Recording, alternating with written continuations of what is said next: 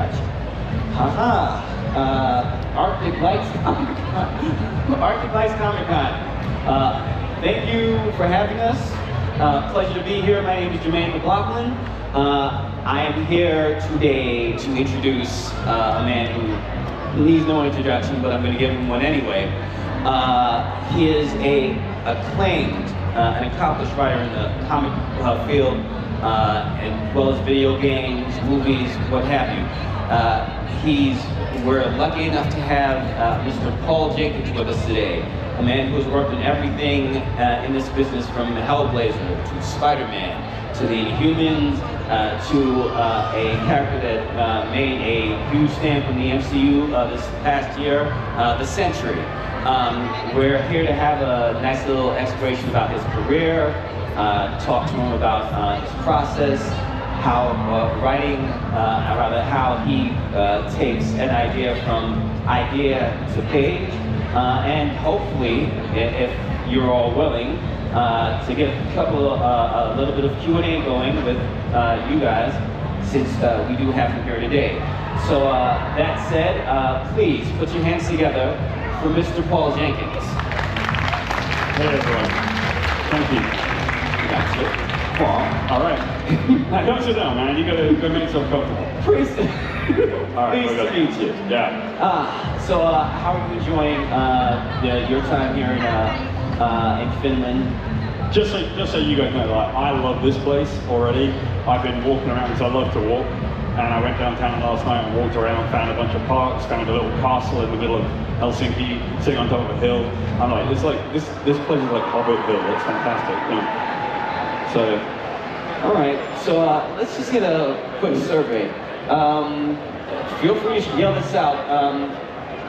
Who's familiar with Paul's work and where from? No one knows my work. Anyone ever read The Origin of Wolverine? Okay, great. You're familiar with my work, isn't it? Gotcha. All right. So, Inhumans, the Centry. We're gonna enjoy talking to you there, Jim. All right.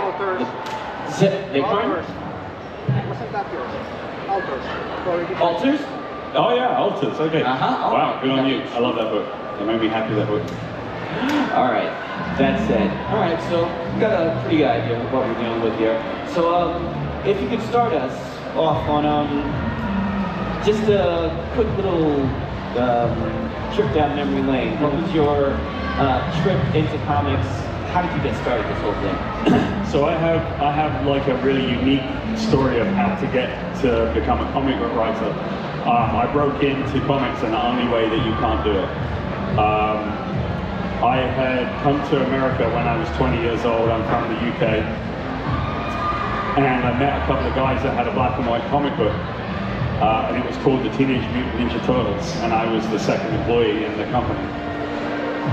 So I was a musician, and they did an album cover for my band, and playing soccer, football, I broke my leg, and I couldn't play with the band, and they had just done this cover for us. So I said, hey guys, it just started on a TV show, can I come and do a job for you? They said yes, and the next thing you know, we're in this tiny office and Ninja Turtles exploded. So I was right there. I was 21 years old. 2 or 3 years later, I was the director of the publishing company. So when it exploded, it exploded. And I was lucky enough to be an editor for Alan Moore, for Neil Gaiman, for Dave McKean, for George Pratt, all of these incredibly amazing people. And I was over at Alan's house. It was 1993. I was visiting him from America to the UK. And I was talking with Alan Moore about how he wrote, and his ideas felt very familiar to me. And I said, you know, Alan, I think I should give this a try, maybe become a writer. And Alan said, yeah, why not? So I went to San Diego Comic-Con that year. And I don't know if any of you have ever been across the Comic-Con, but it is massive. There are 120,000 people walking in and out. And I met the editor of Hellblaizer, and I asked him, can I write Hellblaizer? And he asked me, well, what have you written? And I said, I've never written anything in my life. And 6 weeks later, they called me and they said, congratulations, you're the new writer of Hellblaizer. Wow. So my journey into it is crazy. And on the day that they told me I was the new writer, about 2 hours later I got a phone call and one of my best friends was killed in a car crash. And so it was a really strange moment. So the story I was going to write, I didn't get to write. I wrote about my friend first. Wow. And I wrote this whole story about him on his bike. And his parents didn't know I'd written it. And then I left it at his grave. Wow. And they found the book after it had been published. So my journey into comics is always really interesting. But just so you know, there's a phrase that says, "May you live in interesting times," and it's a curse. It's a Chinese curse. So I'm a very interesting person, but that's not always the best. All right. To that end, as you're saying, your first. So this was essentially your first published work. Yeah, pretty much. Yeah. So that established like a theme going forward that your stories would be more personal than. Yeah. So take us through that. Like, what are you trying to find in terms of the? What are you trying to find? What are you trying to have your work say about where you are in life? Yeah, no, trying to say to the world. That's the best setup question. It really is. I don't want to put anybody on the spot, but is anybody out here considering becoming a writer, or you are a writer? You put your hand up really quick. Okay, so some of you do it, right? So I have learned my version of my job, right? I'm not the same as a different comic writer. You know, I have my style of writing, and if anybody is familiar with my work, you'll probably see that mine is very much about character and story. I'm not really that interested in the superpowers of a superhero, because I think it's just what we call window dressing. You know, it's interesting to look at, but it's not really the point. So I think this is really important for writers to understand that if you want to create, you have to know why. And if you do not know why you're writing your story, don't start there. Give me the why of a story. And for those of you who are interested, I've started writing on Substack, and recently I've been doing a Substack about the Centry. So my new Centry series, spoiler alert, sorry. Centry is always about mental health issues, okay? That's the way that I write him, and it's the way I've always written him. It's generally understood that he has bipolar disorder, so he is the Centry, this thing that he wants to be, and he's the void, the thing that he can't avoid being, you know, and he's stuck in the middle. And the current series is about grief. It's about losing an animal.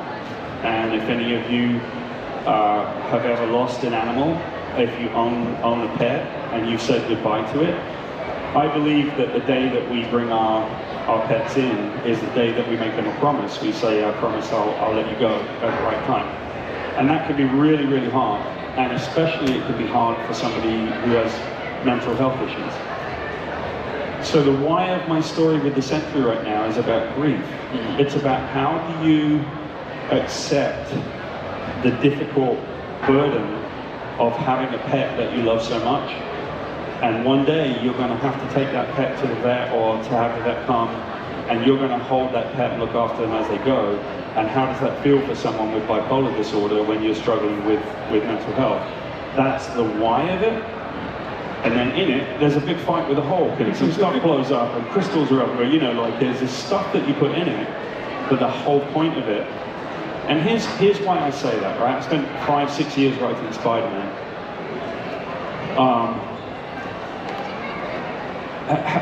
I don't want to do a show of hands, but I imagine plenty of you have lost a pet, right? Have said goodbye to an animal. But I don't think any of you have flown around the galaxy dressed in gold spandex punching a planet, right? Like, that looks good, but that's not what our stories are about. Our story's about us. And then we put this really cool, interesting stuff. There's robots in it, Dr. Doom and laser beams and big stuff. That's how comics, I think, are supposed to work. And they're very much a collaboration with myself and the artist. Building from a foundation, a human foundation, and building out. So the human before the superhuman. Yeah. In fact, the why, right? The why of the Central story right now is, how does it feel to commit to owning a pet that you know you will outlive? What does it feel like, and how does it hurt us, and what do we do with that grief? And how can we get past our grief, right? Because grief is so difficult. Sometimes, you know, I lost my dad 2019, and when I lost my dad, I didn't cry, and I was weirded out by it. I didn't know why. And then during the COVID times, George Floyd in America was killed, the guy, and I cried for my dad then. Wow. And I just, because grief, there's no roadmap for grief. And so I think it's so interesting to write about, and then the Century happens to be in it, you know? Wow. So, that said, grabbing onto that theme, you're also writing a Captain Marvel miniseries right now. So, Century being a character that you created, you always know what your why is going to be from there. Yeah. What is it with an established character like Carol Danvers? How do you find your why with her in terms of where you want to go? Yeah, because it's not just confined to Century. I could find a why in anything, right? Look at it like this, yeah? If you get the very first Star Wars movie with Luke Skywalker, the why of that story is, how does it feel to go into the universe, you know, when you graduate college or when you finish high school, and you find out the world is very big and very complicated. That's kind of the why, right? So with Carol Danvers, Captain Marvel, the why of her, to me, that's most interesting is, she has been a reporter, she's been in the military intelligence, she's a pilot. So she's interesting without the superpowers, right? She's like a badass. And I'm like, okay, I always think this is a really good thing to do with superheroes. Take this hero, take all their powers away. How interesting would they be? That's the story, and then put the powers in. So I think, you know, her, it's like, take all of her powers away, she will still fight, because she's really tough. She's gone through basic training, she's a pilot, she has been a reporter, and she's had lots and lots of versions of herself. So she's had to, and she struggles with alcohol addiction. All of that stuff is so important. So that's what I'm writing about. And every so often she punches something, which is great. You know, stuff blows up. All right, let's go back a wee bit for a wee bit of story time, because you've had an interesting career with some of the characters you've mentioned and some others as well. Once you get past that initial issue of Hellblaizer and how personal it was to you, like, and this is your first go-around, what were you trying, what was your why with John Constantine, and where were you trying to take him? So, I started talking about this a few years ago, because I learned about myself. So I grew up in the West Country of England, and my family is very, very poor. Like, my dad left when I was 5 years old. My brother and I live with my mum, and my mum struggles with her mental health. And we often lived in a caravan, and a couple of times I've been homeless before. And so what I found was that I had lived an interesting life. That I always live an interesting life. If you ask me, hey, do you want to go do this thing? I'm like, I'm in, I'm going to do it. I don't think I need to read 1 million comics to learn how to write in a comic. I need to live an interesting life. I don't need to watch TV to get my ideas. I want to go do things. So when I got to write Hellblaizer, I wrote about the magic of the English countryside. I did not put him in London. I wrote about Jack in the Green. When I was a little kid, in England, it's very silent at night. I'm sure it's very similar in Finland. When the nighttime comes, there are no, like in America, there are loads of crickets, and it's noisy the whole night. In Britain, it's completely silent. And I remember, you know, we would have storms that would come over the hill, and you could count them getting closer, because you see the lightning, and you go 1, 2, 3, and then suddenly you hear the sound. Okay, so it's 3 miles away, and you learn to kind of see the countryside around you. We didn't have enough money for our bus fare, so we couldn't catch the bus to school. But it was 2 miles away, and so we would walk every day. and we would go through the fields and see the weasels and the stoats and the animals. So I knew about the magic. And at night time in England, you can see the glow of a village across the thing. And so that's the magical town of Abberton that you can never reach. You never do actually get to the glow, which means that Abberton moves in our folklore. And so I put that in, Jack and Green, I put all of that magic, all of the standing stones and everything, I put it all into Hellblaizer. So I was lucky. I grew up in a really cool place to write interesting stories. And you were able to turn that into how many years? I did 6 years of Hellblazer. Wow. I wrote more issues of Hellblazer than anybody actually. Yeah. Wow, yeah, pretty impressive. There's a section I want to touch on quick, and then I want to really dive into Centry, just considering how personal the character is to you. So, when you were approached to do were you approached to do Inhumans, or? Yeah, I was. Yeah.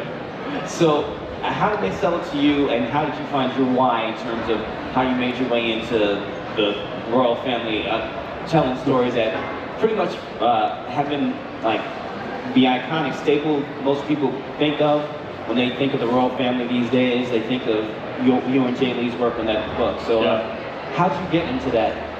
How did you find that headspace and that why for the royal family? All right. So if you guys are familiar with Hellblazer and maybe you're a fan with Inhumans, I'm going to apologize before I answer this, okay? I promise, I'm really sorry.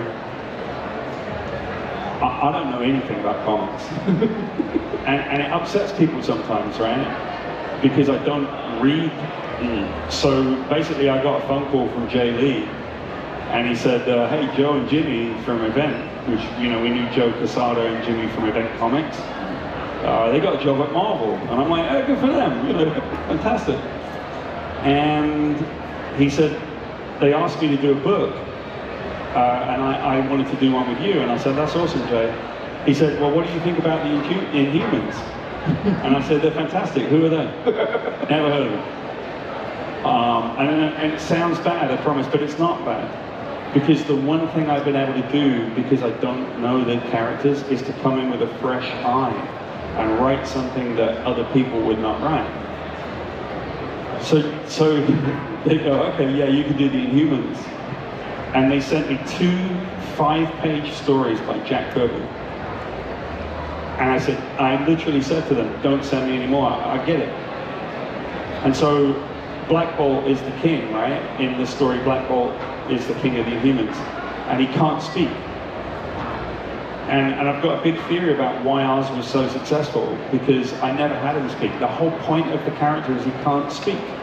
If you speak your mind and you are the leader of a country, you create problems. And I think we can see this now in the world, right? The second issue was about the children going into the mists and they come out the other side. Well, it was a metaphor for puberty. The whole thing was a metaphor for the United States. The third issue was about the alpha primitives who had been, in the old comics, they'd been slaves. And then they were free to work but they weren't free. They were free, but they worked underneath the city. So I was like, it's like the emancipation of Black America. It's like free, but not free. And so everything that we wrote was all about America. And I think there's actually a funny story. If you know the characters, there's one character called Karnak.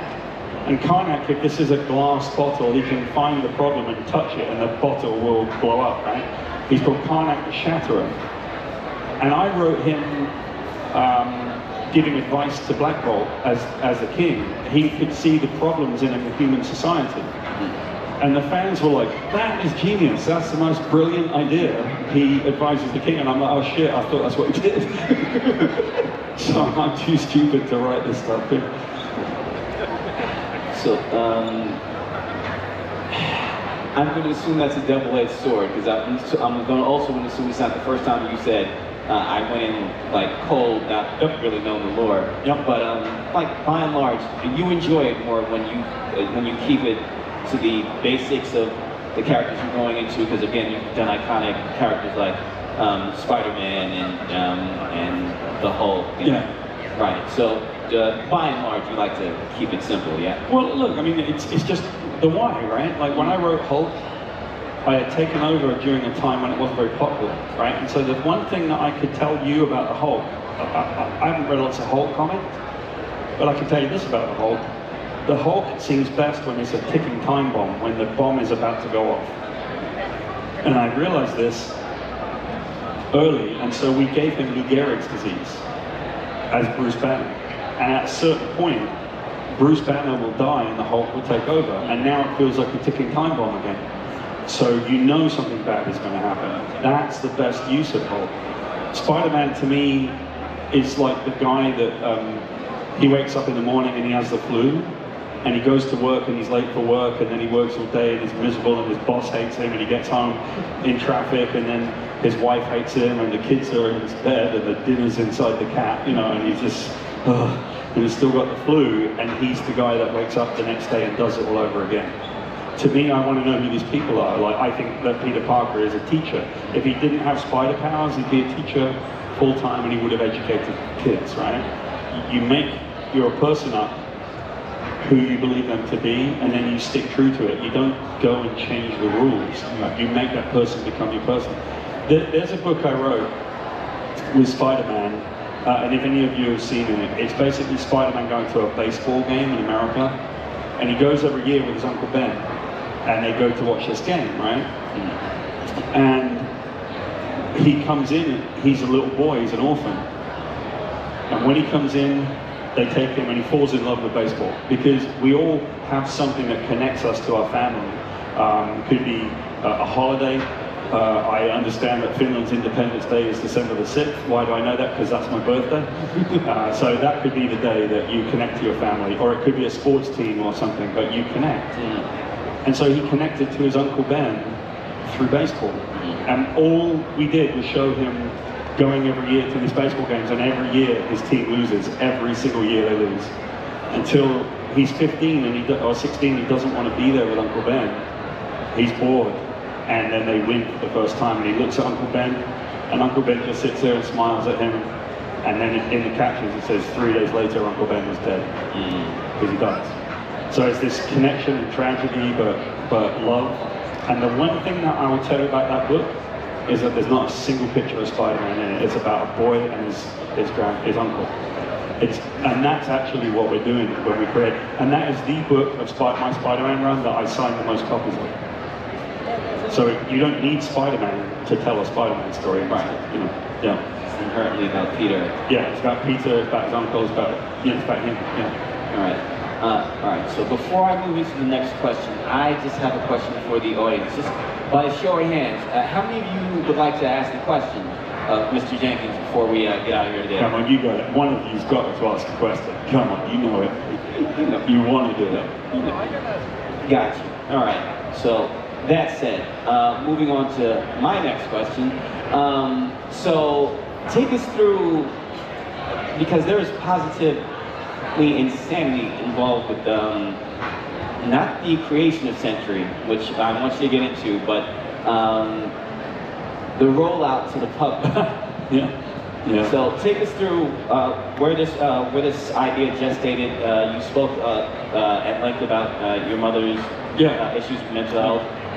So take me through the origins of the character, and then what Marvel in their infinite wisdom chose to roll out with. Okay, so here's how this works. So when I started at DC, they have a character called Our Man. And Our Man takes a pill, and it gives him superpowers for 1 hour. And I thought, oh my God, that is that would be the most addictive thing in the universe. It's heroin times 1,000. And I wanted to write a story about addiction. Because I figured, you know, you take the pill and you become a superhero, and then for the next 23 hours of the day, the only thing you can think about is, I need another one, I want another one, I need a fix. And so I pitched that to DC, and they said, no way, not in a million years you're going to write that story. And I said, oh, that's too bad. But Karen Berger at Vertigo said, you know, that is a great idea. Why don't you create a new character? So I created the Centry, and I pitched it to DC, and they said no, and I pitched it to Vertigo, and they said no. And so I pitched it to Marvel, and they said no. So I pitched it again, and they said no. And it went on for like 6 or 7 years. And then we went to Marvel and won an Eisner for the Inhumans, and they hadn't won one in a while. And they said, you and Jay can do whatever you like. And I said, can we do the Century? And they're like, oh. They really didn't want the Century. And I said, come on, you got to give us a chance, because I promise you this is... I had written the first issue when I literally created the character. I wrote the first issue. Because I knew who he was, and I knew why it would be an important story. And why people who are struggling with mental health issues would really love this character. And I would say to all of you, right, if you have mental health problems or challenges, even if you don't, you have a family member that does, or a friend that does, or you're just stressed out. Look at our society today, it's so stressed out. It's very difficult to live sometimes with all this information. So Century becomes a story about all of us. And it's very easy to think of Century stories. The worst version of the Century is the one where he's like a bad guy and they just want to kill him. They want to get rid of him, and it's like, why? That's not what we do with people with mental health today. We don't go, okay, let's kill him now and get rid of him. It should be about healing and care and compassion.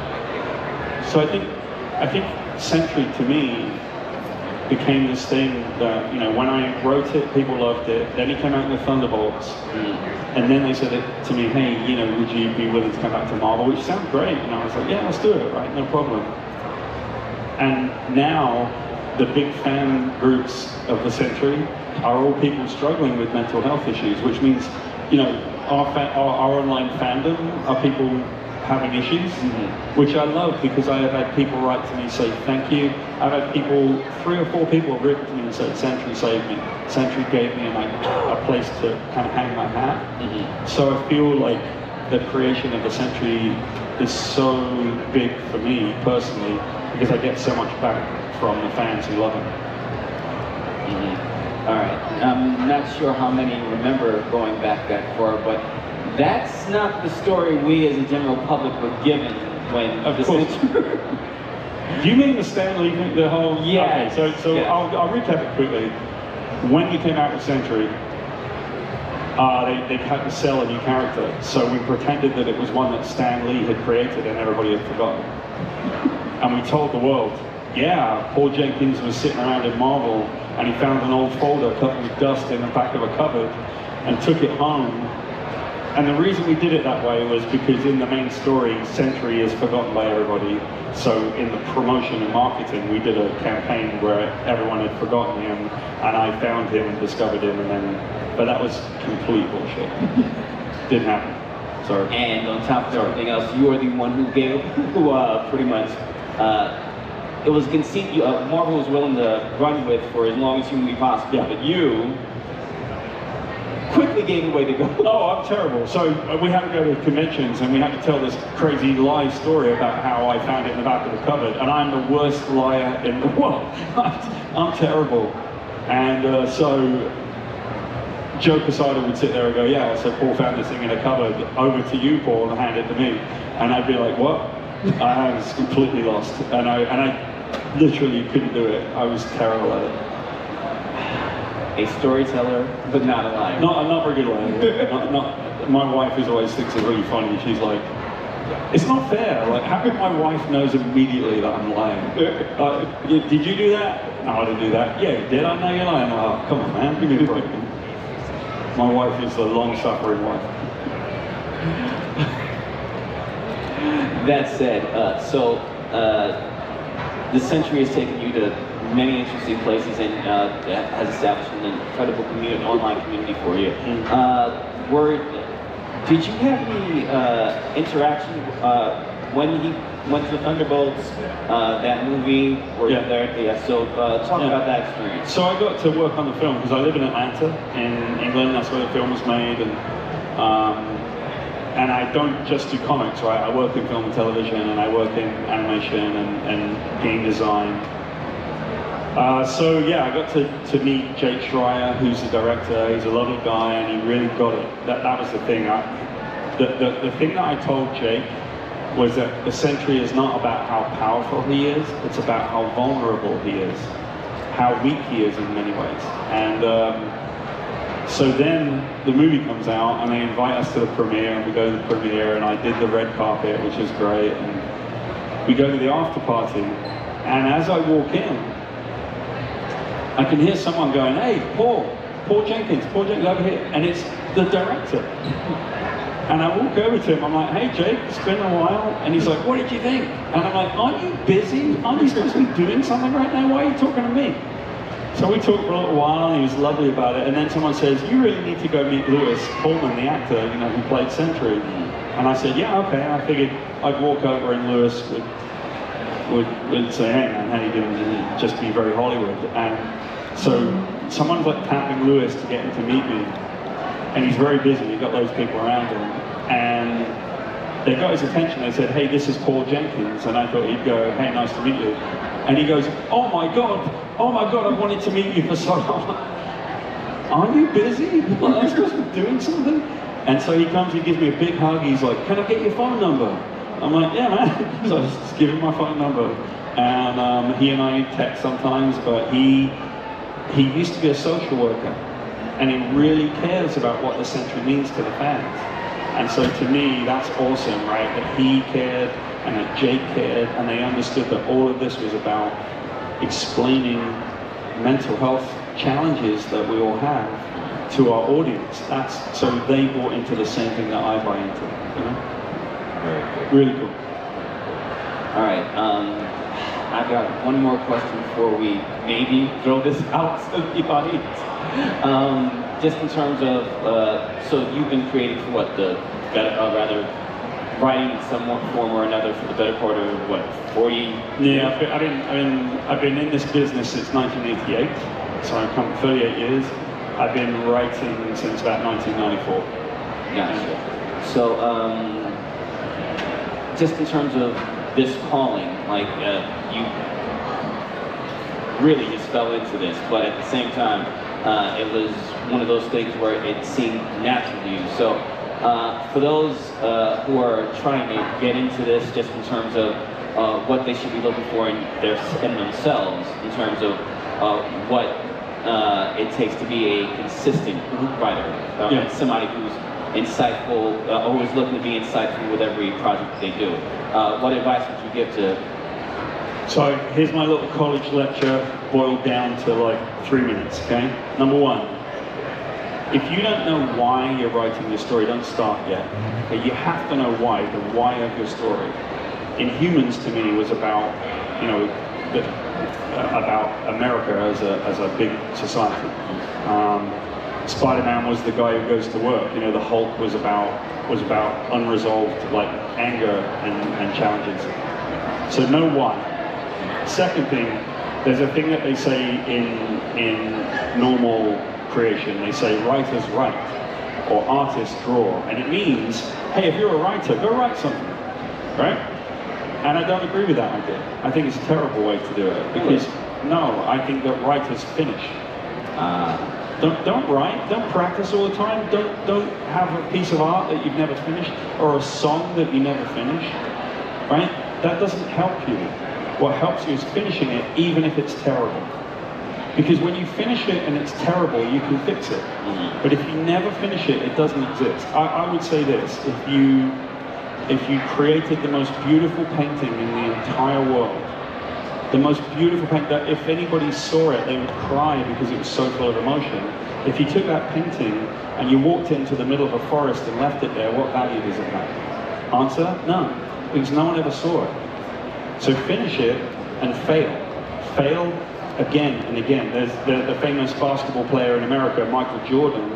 They asked him, why are you so good? And he said, because I've failed so many times. So writers finish, they don't just write. And if you, and the last thing I would say is about being bold, being fearless. Because remember, you just got to finish something, so don't be afraid of anything, right? Let's say you're writing a comic for Marvel, I do it all the time, and you got 20 pages per month. And you're supposed to write a story in 20 pages. Look, if you've got a scene in that comic, and it's 4 pages long, and it's 2 people sitting in a coffee shop just talking, then write that scene. That's really bold, that's audacity. If you don't if you're afraid of it and you find ways to get around it because you're not sure if somebody will want to read 4 pages, you're doing it wrong. Really be bold. Don't be afraid of anything that you write. All right. That's the condensed version. That'll work. All right. That said, you're up. I believe we at least have 1 question. So. All right, we got 2 questions. Look at that. You've done it. We've got 3 questions. Here we go. Now you're bold. Good. Perfect. Microphone coming to you, 1 at a time. Just raise your hand. Thank you. Hi. You've been around a lot. You've worked with a lot of superstars. Is there still a character or a drawer you want to work with? I think if there's an artist I want to work with, it's probably Mike Deodato. I really like Mike's work. Characters, I don't care about characters. You can give me any character, I don't care who it is. And it drives people crazy. I was Alan Moore's editor, and I'm sure, you know, that was an amazing moment in my life. Alan Moore once said to me, if I wrote, this is his opinion, he said, if I wrote a Barbie comic, and no one expected it, he said, I would do the best Barbie comic I could do. But he was really smart about it. He said, I'm not going to write Alan Moore's Barbie. I'm not going to write some crazy thing where Barbie swears. He said, I'm going to find out about the audience. I'm going to find out what people like. I'm going to write the best idea for that audience. And I never forgot that. So. Real quick, what was the Alan Moore project you worked with him on? Oh God, lots of them. From Hell, I was the original editor, Big Numbers. Yeah. All right, next up. Yeah, I had a same question, so I got my answer. Oh, you got your answer? I have one idea for you. Yes. Okay. You should write Moon Knight. Because, Moon Knight, yeah. Because I would love to see you write about Mark Spector mental health. Yeah, I think that would be a good. He has dissociative identity disorder, right? Multiple personalities. Yeah, I know a lot of. Listen, I don't care what character it is. You could pick one. Here's what we'll do, just to illustrate the point. Maybe this does, right? Pick a character that I might know, because I probably don't know it, but pick a character. Pick an X-Men. Iceman.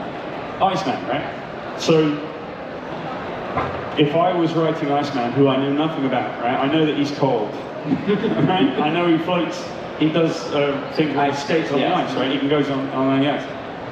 And so, to me, I would look at the why, right? Like, what does it mean? What does it mean if, for example, is it possible that Iceman might make people around him cold, and so he's always been anxious because he was worried that people wouldn't like him because he's cold? I don't know, I mean, I'm just making it up, but you'd have to find a why, something interesting to write, and then, so I don't care what character it is. Moon Knight sounds good.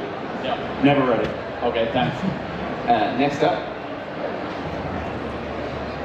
As a writer, how much do you work with the comic artist on there? Yeah, that's a great question. Like, how much does the writer work with the artist? I will tell you the way that I do it. The first thing I do before I write a book is I call the artist and say, what do you want to draw? Because it's a collaboration, right? I know what story I want to write, and so I call, but you know, if it was a movie, I would be the writer and co-director, and the artist would be the director of photography and co-director. We're directing the story together. And so to me, I call the artist, I say, what do you want? And then I do a thing where I adapt to the ideas that they have too, and I write their ideas in as well. Listen, if they say to me, I don't like drawing cars, then it's dumb of me to put cars all the way through our book. The happier and more productive the artist feels, the better my work is going to look. So, you know, I have a lot of artists that make me look like a genius because they're so good, and so that's why I call the artist, you know. Hi. Have you had trouble with like studio heads or editors when they change your stories? Yeah, I mean, it's a good question, right? Like, have you had trouble with editors? I would put it this way. Sometimes you can get a thing that an editor does or needs that you don't like. If any of you sat with Mark Finisher a little while ago, Mark is my editor on Centry. And Mark knows that I hate the captions that say, meanwhile, or New York, 5 o'clock. They're called locator captions, and I hate them. I hate them with a passion. because I think that the reader is smart, and I think the reader knows exactly where, if you finish the scene, we talked about this last night, in a swimming pool, and the next scene takes place across the skyline, and we know we went somewhere else. I don't need to write Manhattan, right?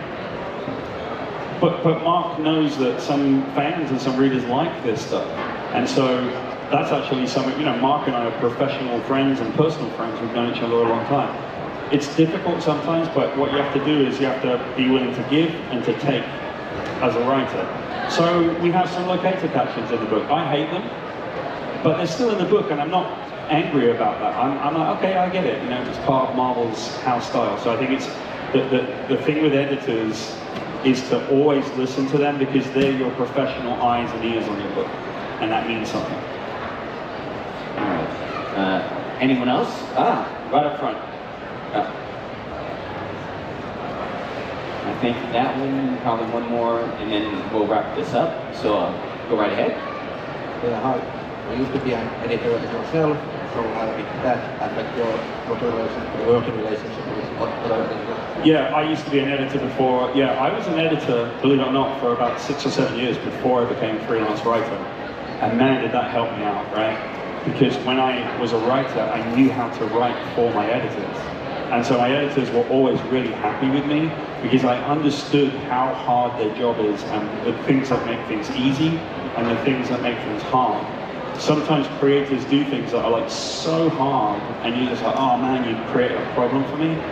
Hopefully, I don't hand that problem to my editors, because I understand how difficult their job is. So that's a great question. Yeah.